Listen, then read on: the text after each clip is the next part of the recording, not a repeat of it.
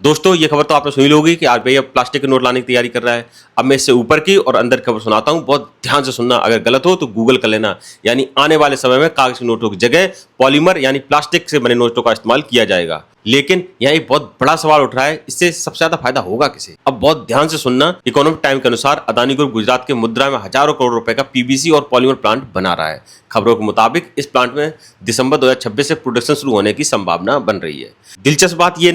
दिलचस्प बात यह है कि ठीक उसी समय आरबीआई पॉलीमर नोटों का पायलट प्रोजेक्ट शुरू करने की तैयारी कर रहा है। वाह, क्या इत्तेफाक है। अब बात करते हैं अंबानी ग्रुप की। रिलायंस पहले से ही भारत की सबसे बड़ी पॉलीमर कंपनी है और इस सेक्टर में उसका लगभग 50% मार्केट शेयर बताया जाता है। इसके अलावा बीओपीपी फिल्म जैसे खास तरह के पॉलीमर मटेरियल बनाने में रिलायंस मजबूत पकड़ है।